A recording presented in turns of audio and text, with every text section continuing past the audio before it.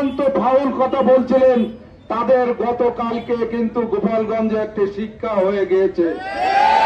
আমরা গোপালগঞ্জের অনাকাঙ্ক্ষিত ঘটনার জন্য আমরাও ব্যথিত, কারণ তারা জুলাই অভ্যুত্থানের নায়ক, তাদের প্রতি আমাদের ভালোবাসা অনেক।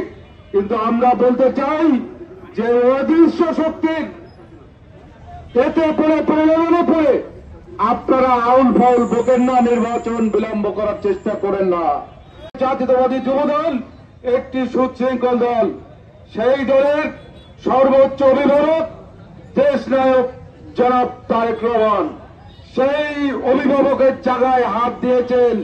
এই হাত দেওয়ার আগে আপনাদের সতর্ক হওয়া উচিত ছিল। আপনারা জানেন না কোন জায়গায় হাত দিয়েছেন। ইতিমধ্যে দেখেছি অনেকে সোশ্যাল মিডিয়ায় ক্ষমা প্রার্থনা করেছেন। নির্বাচন এদেশে হবে এবং এদেশের আগামী ভবিষ্যৎ প্রধানমন্ত্রী জনাব তারেক রহমান সম্পর্কে আপনারা যে কথা বলছেন এর থেকে বিরত থাকুন। আরেকটি সংগঠন যারা খোলস পাল্টাতে পারে খুব মুহূর্তে মুহূর্তে, যেমন লুঙ্গির তলায় ছিল শিবির, লুঙ্গির উপরে ছিল ছাত্রলীগ।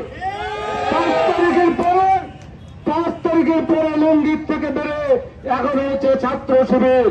ছাত্র শিবিরের ডক্টর মাসুদ তিনি যে উদ্যত্ত ভাষায় কথা বলছেন মনে হচ্ছে বাংলাদেশটা দাদার লিজ নেওয়া।